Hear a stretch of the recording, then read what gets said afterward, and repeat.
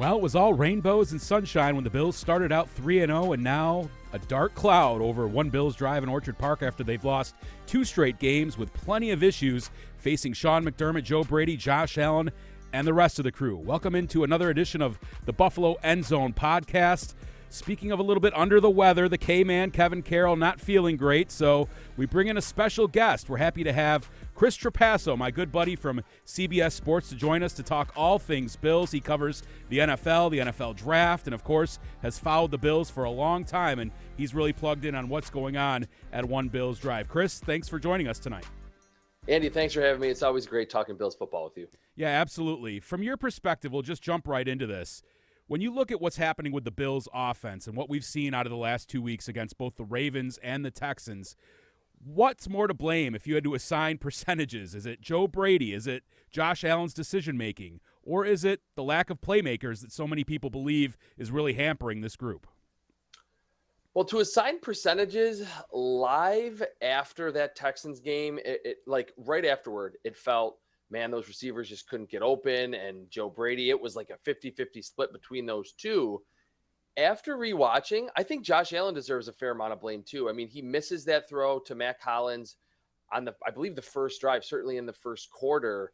And maybe not the best demonstration of a receiver tracking the football down the field, but there was the miss on the deep seam shot to Dalton Kincaid. That's a throw he normally makes. He underthrows it. It gets broken up, almost intercepted. There was the one on a third down later in the first half where he's rolling left, trying to make a play, and then kind of throws like a baseball throw across his momentum or against his momentum to Mack Hollins, falls incomplete. From the All-22 angle, if he just hits Mack Hollins, didn't even have to be in stride, it's a touchdown. There's no one from the middle of the field to the right side of the field on that throw. And it felt like a few times, even as the Bills started to get clicking a little bit, at least relative to the first half in the third and fourth quarters, Josh Allen was skipping those underneath throws to Curtis Samuel or to Dalton Kincaid. There was a few occasions where the scheme got them open or individually kind of in isolation, they were open, and Josh Allen decided to either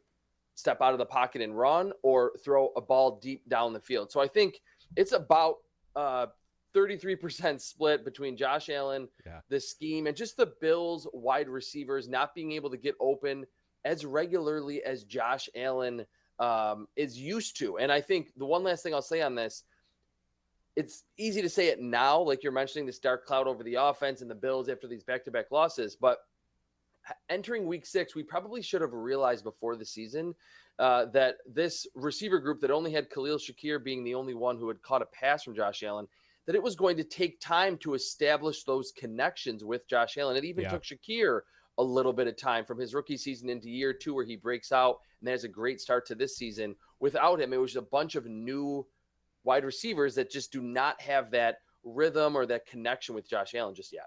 It's interesting, too, because going into this season and even through the first few weeks, we talked so much about the new wave in the NFL of defenses playing this cover 2 shell and playing zone and not allowing the deep stuff. But the Bills this season have faced more man coverage than any team in the NFL, and it doesn't seem like they've adjusted to that. Going into the season, perhaps they thought, teams were going to play more cover 2 against them because they have over the years, and so they bring in players that might fit that realm, and now they're struggling against man coverage, which a lot of observers thought might be a problem to begin with. Yeah, that's a great point, that this is something going forward, and the Bills are going to see it on Monday Night Football against the Jets. They're going to play a ton of man. It's going to continue until the Bills show either that they can consistently beat it through the air or Josh Allen starts to take off and run a lot. Even if there is that quarterback spy, I mean, sure, there's a few linebackers that are very athletic that can run with Josh Allen, but in most cases, I think the Bills will take the one-on-one situation where Josh Allen at 6'5", 250 pounds is running with a linebacker spy in man coverage. And it does take one defender out of the opposing team's coverage unit. So that certainly helps the Bills in that regard. One other point that I want to bring up about the scheme, the man coverage, it almost felt like, I don't want to say lackadaisical, but when you're facing man, a lot of what teams do, if they don't necessarily have, an elite separator, and even if they do, they still do this, those natural rub routes where the slot receiver runs toward the flat and there's a slant from the outside in and kind of gets in the way, creates a wide open throw. against the Texans, and I thought a little bit of the time in the second half early on against the Ravens, they weren't getting those natural rubs, or the scheme wasn't giving them the best angles to create those picks. So I think those are just little minor details that the likes of Mack Hollins, who's maybe not accustomed to playing a full-time outside receiver role, and Keon Coleman being a rookie, and even guys like Dalton Kincaid and Dawson Knox, who are veterans, have to really fine-tune as they try to, again, get that connection and get in rhythm with this passing offense. Yeah, it's funny you bring that up because I was just thinking about the Miami game, and we all talked about after that game, Miami played zone or man defense, and they were successful in isolating guys and finding ways to get guys open. So what can Joe Brady do if you don't have great separators? You mentioned the rub routes and the picks and things like that. Are there other things that you think Joe Brady can do to help alleviate that issue of guys not getting great separation and find ways to scheme them open? Yeah, good question. I think first off, misdirection. We didn't see a lot of that against the Texans. Now, the motion rate for the Bills was right around where it's normally been. I think it was a little lower. It was like 55, 56% against the Texans, and going in, it was around 65%, but it wasn't like he just drastically dropped off, didn't use motion. I mean, rolling everyone left and then leaking out Dawson Knox to the right. I mean, like early on in the Jaguars game against the Cardinals during that comeback from the really second quarter on, and like you mentioned against the Dolphins, a lot of plays where the defense flows in one direction and then there's Khalil Shakir out to the left, or James Cook on one of his 3 touchdowns against the Dolphins on that fourth down, wide open throw because of the misdirection. I think that certainly matters. And I think, and I've really felt this way since like probably 2019 when Cole Beasley was kind of a low-key focal point of the offense. Get Josh Allen some easy underneath throws, whether that's a shallow cross, whether that is, double shallow crosses where it does create that natural pick, whether you do get any type of zone coverage, which they are still getting some zone. Get him in rhythm early. And it feels like when he does that, gets some of those layups early on, he realizes, hey, I'm an elite passer in this league. Now I can start stretching the field as defenses start to sink down and get close to the line of scrimmage. It's the games where he takes those deep shots early, misses them. I think he continues to try to find them and make up for some of those early misses, and he leaves the pocket a little bit too early, or he just disregards some of those underneath throws. So I think just getting him into rhythm like he did a lot of the times with Cole Beasley early in games, I think is paramount just to get this offense started, where we've seen some slow starts the last couple of weeks. Yeah, it's really interesting you bring that up. I saw some data from Warren Sharp, who does a nice job of breaking down the analytics of football and looking at the statistics, and he said that the Bills are really targeting those deep outside the numbers and having a really hard time with those plays. When, in fact, if they targeted the middle, they've done really well there, and they're top 10 in almost every category when they're targeting inside the numbers. And when Josh goes outside, it's bottom third. Yeah, totally. And I think the one catch that Mack Hollins had, I think he had 2 catches in the game against Houston, but the one that he had was just a shallow crosser.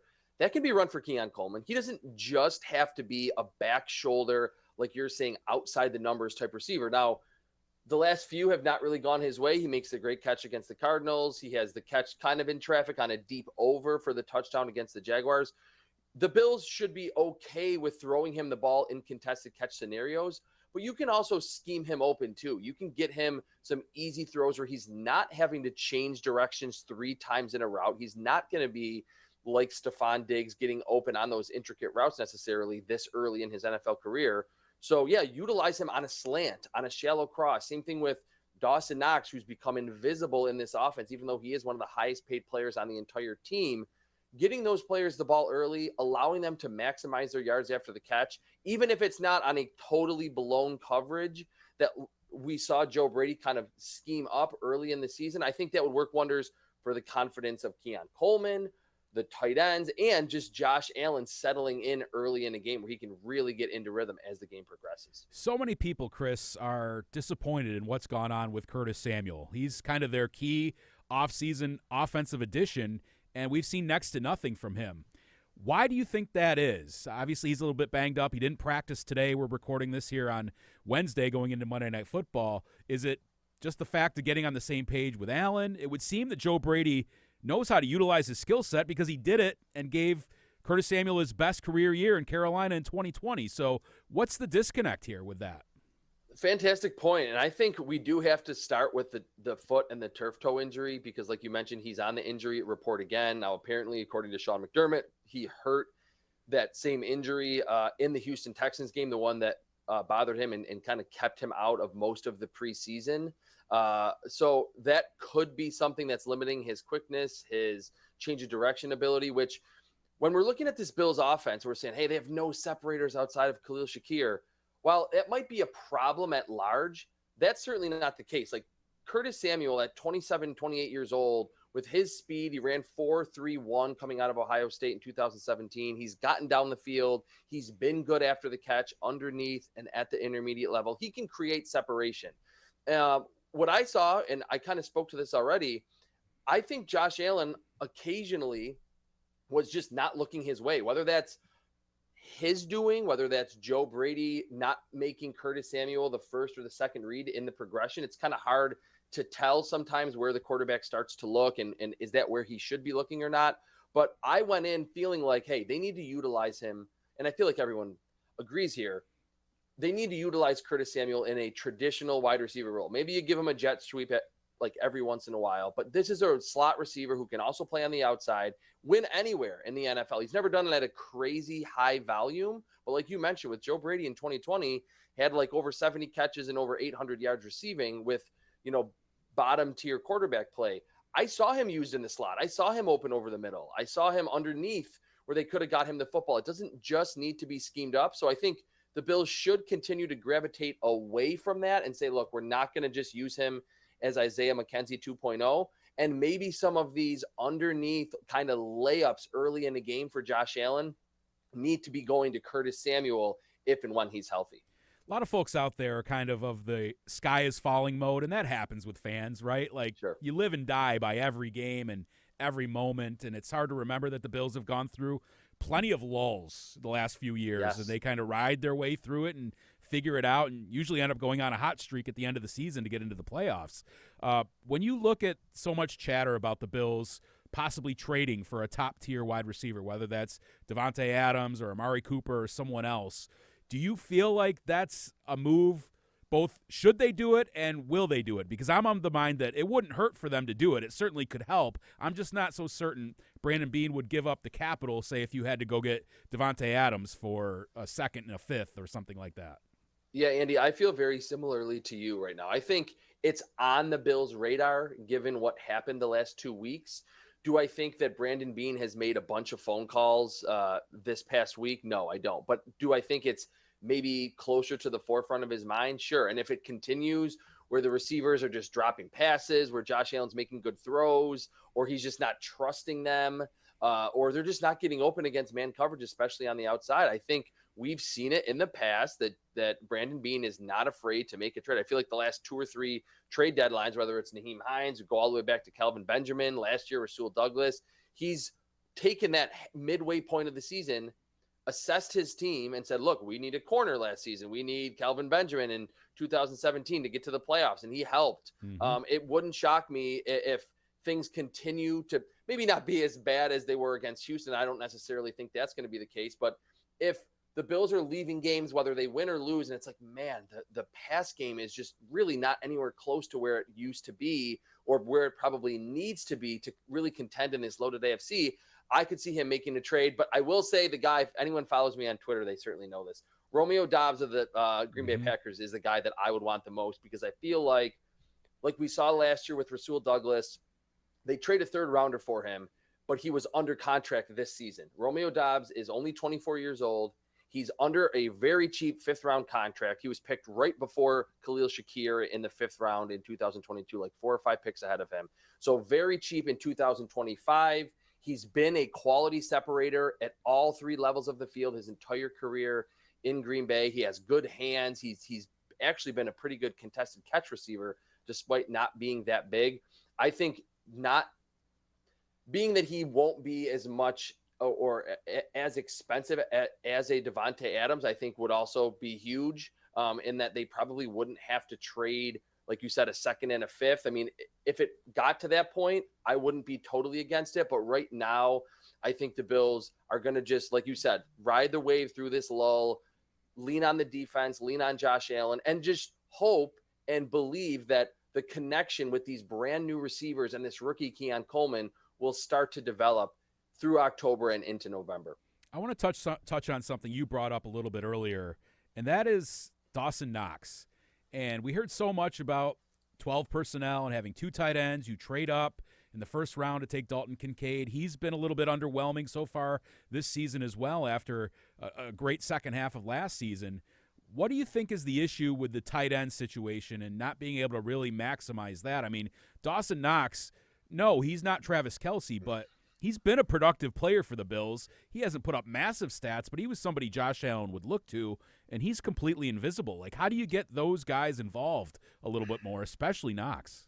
Well, first, I mean, I agree with you. I don't know how that's been the case. And what I think was just a little bit of a miscalculation to a certain point against the Houston Texans, that the Bills, and Sean McDermott spoke to this right after the game, that kind of hinted that they went in thinking that they could hit big plays over the top and that the Texans safeties like to play downhill, and kind of the same with the corners too. They had the guys open. Josh Allen didn't hit them. Like I said, Mack Hollins didn't really track the ball particularly well. There was the throw on the first drive to Dalton Kincaid down the field that was maybe just like a foot too far out in front of him that fell incomplete. I think the way to, or probably the easiest way to, again, help this offense get back on track is, instead of leaning on these receivers like a Mack Hollins or a Keon Coleman to catch these relatively low percentage passes from a quarterback that just haven't caught the football from very much, utilize Dalton Kincaid underneath.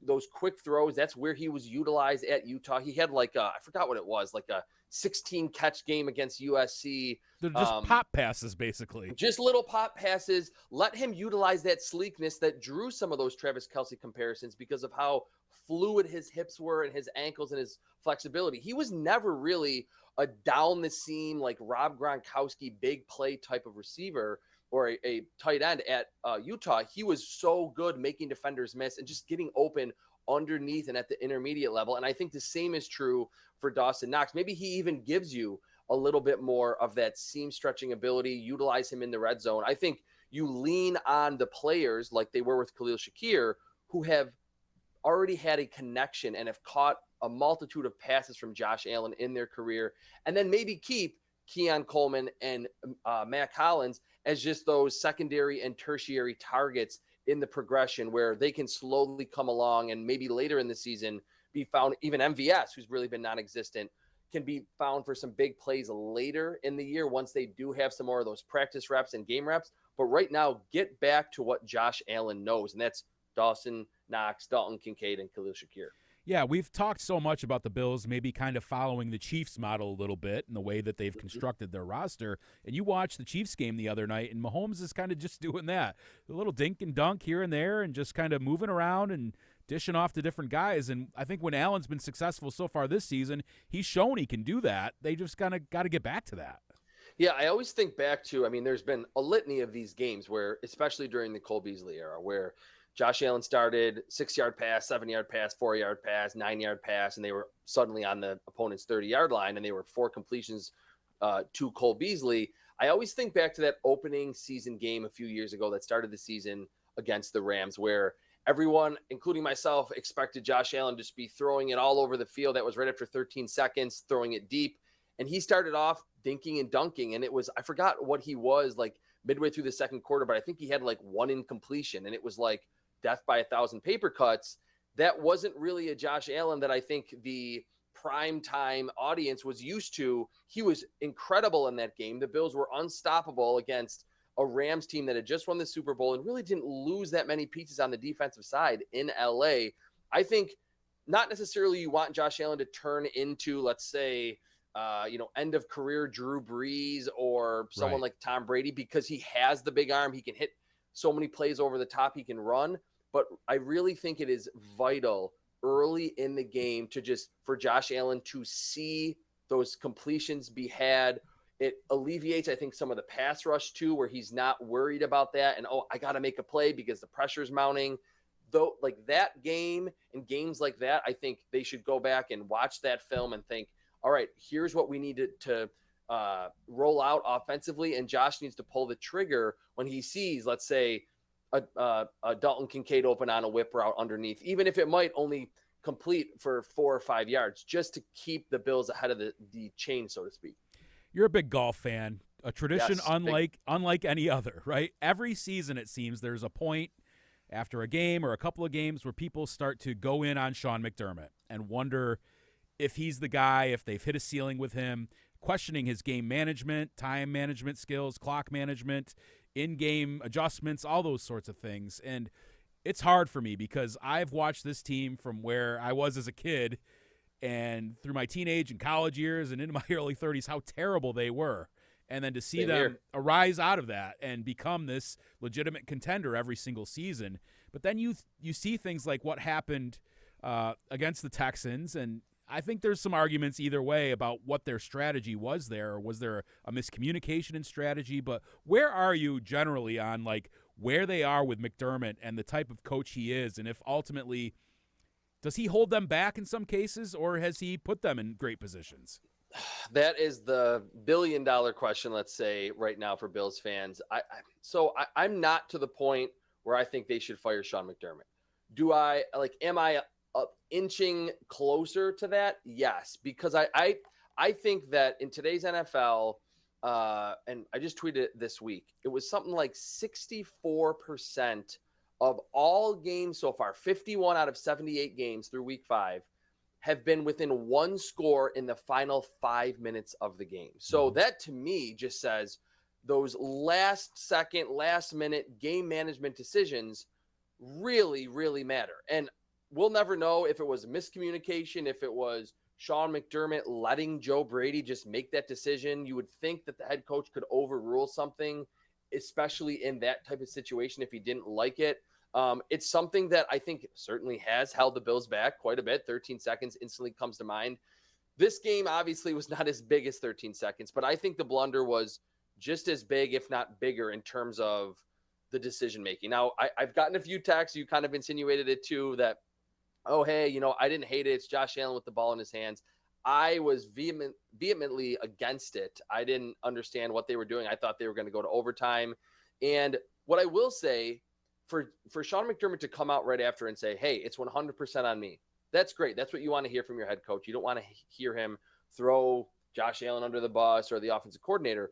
But if it continues and and if there's 2 or 3 other blunders, or there's a blunder in the playoffs like that, and he says it's 100% on me, well, then it's on him. Then I think at that point, you got to take him at that and say, hey, well, you said it's on you. And there have been a few of these where weird coaching decisions in some critical moments that have led to losses, that I think at that point you would have to put a lot of the blame on him.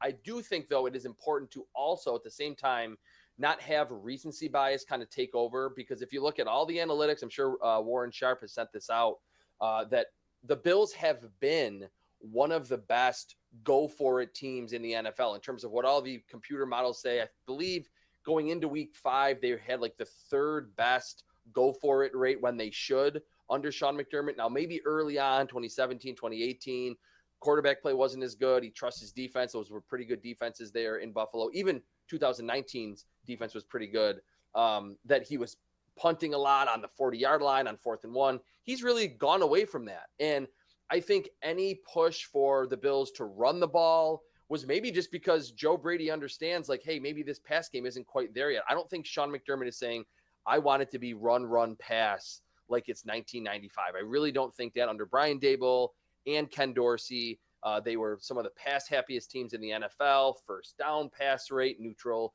score pass rate, things like that. So I think really with Sean McDermott, because we all certainly can agree that the scheme is amazing and he's developed so many players, and the Bills are usually always in a game.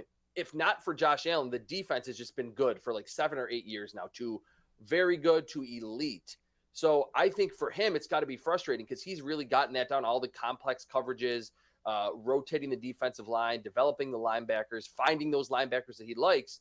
The in-game, late-game management, I think he still has to make some adjustments and be ahead of 2 or 3 or 4 plays or a possession, say, all right, if they kick a field goal here and they give us the ball on the 20, what are we going to do? They need to really be better communicating and have a plan going in, because the margins, I think, get a lot more narrow as you get later in the season and certainly into the playoffs. And the Bills, with Josh Allen in his prime and with what I still think is one of the better rosters in the AFC, they can't afford another coaching blunder like the one that we saw, I think, in Houston in week 5. Yeah, that situation was interesting to me because I can see them wanting to get the first down because of position on the field and the time on the clock, or at least get a couple of more yards to make it more difficult.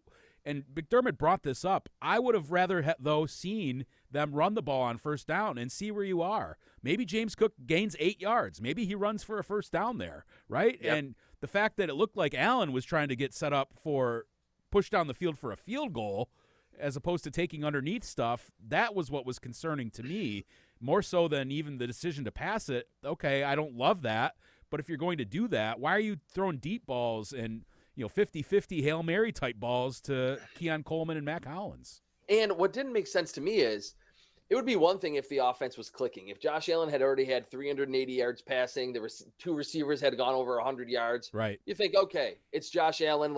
And in almost any other scenario, I'm all for the Bills, with 30 seconds left on their own 30 at the end of the first half.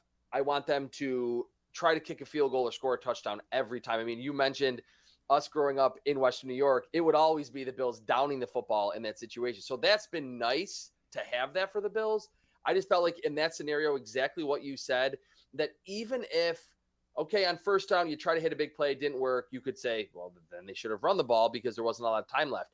Even if Josh Allen completes the pass, doesn't get bumped, completes the pass to Curtis Samuel for a first down at the 15-yard line, something like that, there was 15 seconds left. They would have run up to the ball, spiked it with about 10 seconds, and had a kind of a Hail Mary from the 20-yard line at best. It was just a very weirdly thought out and executed decision when they had 3 chances to rectify it, and they ultimately did. Yeah. Want to move on to the situation over in the Meadowlands and what happened there with Robert Saleh and the Jets and Aaron Rodgers and Woody Johnson and the soap opera that seems to be what's happening over there. What do you make of the turmoil that's gone on in that organization, which continues year after year, decade after decade, it seems? This has to be some type of, quarrel, disagreement, just dislike between Robert Saleh and Aaron Rodgers, because the Jets brought over Robert Saleh from the 49ers after he was great there under Kyle Shanahan, working with DeMeco Ryans as this defensive mastermind. And the Jets have been awesome on defense, not just against the Bills. I mean, we watch every game last year when they went through that quarterback carousel. The defense kept them in games. They won 7 games last year with Tim Boyle and Zach Wilson, Aaron Rodgers for 4 snaps. It was his side of the ball, Robert Saleh's, that was really good. And all of the pieces that Aaron Rodgers, including Nate Hackett, has brought over, not that Allen Lazard has been bad, but all of those pieces, Randall Cobb as well, that just have not necessarily produced at the level that I think the Jets were expecting. And to me, it seems like a fickle decision, and it shows how crazy the NFL is. They're in a rain-soaked game 2 weeks ago against the Broncos. The offense didn't look good. Denver's offense didn't look good. They lose that game 10-9. And Denver has a decent defense too. And Denver has a really good defense, we're coming to realize.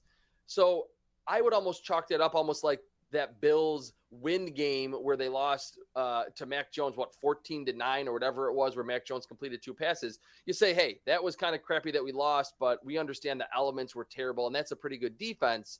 And then they stormed back after that horrible start in London against the Vikings, and another really good defense that shut down C.J. Stroud and Brock Purdy and Sam Darnold within the system with Justin Jefferson is playing really well. They were driving down the field, and I was like, is this going to be a vintage Aaron Rodgers touchdown to win 24-23? They were right there in those 2 games, and I think Robert Saleh has done his side of it. He's really built this defense into an elite group, and it's hard to keep that really just one unit on either side of the ball good for multiple seasons. I think that's, why the Bills and the Chiefs have been so good, because they've been able to keep it together for so long. It's hard to do. We see, a flash in the pan here or there for other teams on, one side of the ball or the other. The Jets defense for like 6 years now has been really good. The last 3 awesome under Robert Saleh. So to me, hearing about or seeing the tweets that Woody Johnson meets with Aaron Rodgers the night before the firing and then he fires Robert Saleh, to me, it just seems too fishy that, he had nothing to do with it. We saw the shove on the sideline earlier in that Thursday night game where they beat the Patriots. It's just a fickle decision for an owner that is, justifiably a little ticked, but he needs to look at these point differentials. They lost the last 2 games right there. And just 2 weeks ago, they looked like they were really going to start to click offensively. 2 bad games in a row, and he decides to fire the head coach. I don't know. I don't think it's going to necessarily bury the Jets and they're going to not win another game the rest of the season, but seeing it play out with Robert Saleh and how this team could have continued to play with even like mediocre Aaron Rodgers play, along with what probably will again be an elite level defense, I think that made a lot more sense than after week 5 firing Robert Saleh. Yeah, it's wild to me because they're basically fighting for first place with the Bills. They're still right in it. Look at the Bills. Place, yeah. The Bills are not playing well right now. It's wide open for the taking if you can put it together. And what's bizarre to me is Aaron Rodgers, what seems to me like this bromance or infatuation with Nate Hackett, who has just not shown that he's a great mind or has put together great things here in the NFL. Yeah, he was with Green Bay, but there was a head coach above him that was calling some pretty nice plays at that point. You know what I saw today on Twitter that was interesting? It's just like you can go down these Twitter rabbit holes that the Hackett family and the Rodgers family go way back. Really? That Paul Hackett, Nate Hackett's dad, I don't know if I have this totally right, was like a coach when Aaron Rodgers' dad played at like Chico State, and I think that's the same as Cal Poly now. So they knew each other. Like Ed Rodgers knew Paul Hackett very well. And so like Nate Hackett and Aaron Rodgers have literally been friends for a long time. So that's, I think, obviously Nate Hackett's been an offensive coordinator outside of coaching Aaron Rodgers, but I think that's also playing into it. And I think when you're making those type of decisions as an organization or letting your quarterback make those decisions for you, a lot of the times you're going to be put in the situation that the Jets are in now. Regardless of all that drama, they still have a very good defense and one that has constantly caused the Bills and Josh Allen problems over the last few years. What are some key matchups that you think the Bills might be able to exploit against that defense, and what are some areas of concern going into this Jets game? Well, I think, firstly, what actually probably helps the Bills is that this is not a situation where the Bills are like, all right, we have a elite level receiver in Stephon Diggs who needs to face Sauce Gardner, because I think you almost mitigate Sauce Gardner's value or the gravity that he brings to that defense, because whether it's Keon Coleman or Mack Hollins, I don't necessarily think they should be focal points of the offense in the first place. So you're going to most likely see Gardner on the outside. He's not going to play much in the slot. I think that helps the Bills a little bit. And I think even if James Cook, whether he can't go or it's not 100%, I think that the Jets, in terms of running the football to the outside, the defensive line hasn't been quite as good. They lost Jermaine Johnson earlier in the season, lost some guys like John Franklin Myers up front, who was really good and caused a lot of problems for the Bills the last couple of years. To not have those players, and maybe C.J. Mosley being out the last couple of weeks, has hurt this a little bit, but I think they're a little bit more susceptible against the run than they've been. And then it's a team that is going to play a lot of man. They're going to play a lot of cover 1 and cover 3, which means a deep middle of the field safety. The Bills have seen a lot of that the last 2 weeks. So this is not like the Bills have been humming along, facing, like you mentioned, cover 2 shells, cover 4, these soft zones. They have faced the blitz heavy, man coverage heavy, or at least relative to what or how frequently defenses run man in the Ravens and the Texans the last couple of weeks. So they have gotten literally reps against that style of defense the last few weeks. That's not to say that I think Josh Allen is going to have, a 400-yard performance, but what I will say, he does have something to kind of lean on that's positive. That last game in Orchard Park last year, where he had the long touchdown to Khalil Shakir that was on Sauce Gardner, he had one of his best performances really of the entire season last year. So I think I'm not going to say that he figured it out, and I think it's always tough to win or score a lot of points against that defense inside MetLife Stadium, but there is kind of a good taste in Josh Allen's mouth after facing the Jets late last season and having a pretty good game. A lot of guys for the Bills banged up, and Yep. you're talking about Shakir still out but doing more at practice this week. Cook and Samuel both pop up on the injury report. Ed Oliver out, but Taron Johnson looks like he's progressing towards having a chance to play this week. How big is it for the Bills to get number 7 back? Having Taron Johnson back could really transform this defense that's had struggles in the first quarter of the last 2 games. Nothing against Cam Lewis. I think he's about as good as you're going to get in terms of a backup nickel player that is asked to do so much, maybe more so than any other nickel player in any defense. But we've seen the missed tackles. We saw him against the Ravens. He was picked on a little bit in coverage at the intermediate level against Stephon Diggs and Tank Dell last week in week 5. I think with Taron Johnson, he has such a strong grasp of that defense. I was going to say as good as Terrell Bernard, but I think it's probably even better than that because he's been in the defense longer. He's great against the run. He's sudden. He can cover slot receivers, great ball skills, one of the more sure tackling nickels in the entire NFL. We saw the value of Terrell Bernard with the interception. I thought he played pretty well next to Dorian Williams in that game against the Texans. To add Taron Johnson to that front 7 as well, the Bills, I think it would go a long way into stopping the RPO game, the quick slants that Aaron Rodgers and Garrett Wilson certainly like. It would be as big of a welcome back that the Bills could get to this defense. Yeah, certainly. Chris, you kind of made your mark at CBS with draft coverage, but you've gotten more and more into the season work of the NFL now. It's fun. Yeah, like how cool is that to be able to transition not just draft season, but into covering the day-to-day during the season as well?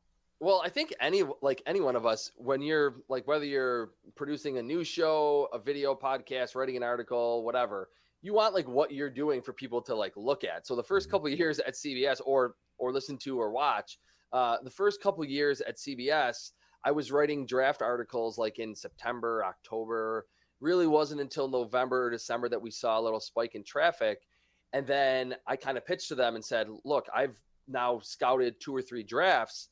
Why don't I write about young players that have come into the league? So I kind of snuck in that way. And they said, hey, that's, great idea. So I still write about first and second year quarterbacks. I've done it. This is going to be my 4th or 5th year doing that, of grading them every week. So it's just a great general viewpoint to get on the entire league to kind of like understand, hey, this is how Jalen Hurts played in his breakout season, or Josh Allen in 2019, or Brock Purdy last year, things like that. And then they've really kind of let me transition into, 1 or 2 big hit, analytical pieces of the week, like how the Commanders are playing so well with Jaden Daniels, or what's wrong with Deshaun Watson, or things like that. So that's always fun to either be able to pitch that or get that from my editor, that we kind of reconvene Sunday night and think, hey, what's the biggest analytical storyline, whether film or with the numbers, that I can dive into. So I absolutely love the draft, but I really love the actual NFL season too. So I'm really grateful that I can kind of double dip. And my season goes from August, or I guess July, like late July, all the way through May, and I love it. That's awesome. Want to pick your brain about Jaden Daniels. You brought him up. Yep. How good has he been so far this season? A lot of people talking about him as a dark horse MVP candidate already. So what he has done, and I'm not going to necessarily compare him apples to apples with Josh Allen. What he has done is take the easy throw. The first 2 weeks, I was like, okay, he was pretty good. I mean, for a rookie, I think I like gave him like a C+ and a C-, and that's not graded on a scale or a curve to like give rookies higher grades if they're just completing passes. But I really saw open receivers that were schemed open relatively well from their offensive coordinator, Cliff Kingsbury, but he was pulling the trigger. There was no deer in headlights. I see Austin Eckler open underneath, I'm throwing it. I see Dimey Brown open at the intermediate level, I'm throwing it. And I think Josh Allen, again, could kind of learn from that and say, look, I know I have this strong arm, but I need to, take those layups or those easy tap-in putts when they're there. And then against the Bengals, a few of the throws down the field, I think because he had some of that confidence, things were starting to slow down for him. He started to hit those long plays. And I even thought this past week against the Browns, that pass rush got after him a little bit, and he didn't necessarily start as well. But like Josh Allen can do, a few plays he got outside the pocket, used his legs to pick up some first downs, kind of ease the stress a little bit, and then also dropped a few dimes deep down the field to Terry McLaurin for one and Diami Brown, his two veteran receivers on the outside. He, at this point, I mean, I would say it's not crazy to say that he is an MVP dark horse right now, because early on it was very much scheme related, but he's taking the layups, hitting the layups, and then sprinkling in some of that magic that we saw at LSU, both as a runner and a thrower outside of structure. Give you a chance to plug some of the things you're working on right now, or recent articles you've had out, and where people can find your stuff, both online and social media. Sure. Thanks, Andy. Anything CBSSports.com. I always say now to just Google CBS Sports Chris Trapasso. The first link that will pop up on Google will be my writer's archive. I do one article every week. Let's see. Tomorrow, or for Friday, I have a breakdown of Drake May, because we just heard that the Patriots are going to be starting him in week 6 against the Texans. Donnell Hunter and Will Anderson against that offensive line. I don't know how great that's going to be. Just a breakdown of what I remember from Drake May, scouting him, things like that.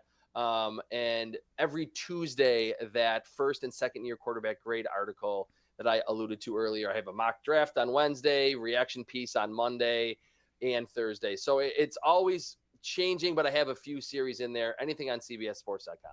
Well, you have been a great friend to Spectrum News 1 for a long time, and a friend of this show to both me and John Scott prior to that. So we're always glad to have you and have your insights. So really appreciate you joining us this week, Chris. Thanks, Andy. All right, that's going to wrap it up for another edition of the Buffalo End Zone podcast. Thanks again to Chris Trapasso for joining us. Hopefully Kevin Carroll is on the mend, and he can join us for another edition of the show after the game when the Jets play the Bills on Monday Night Football. Thanks for joining us, everybody.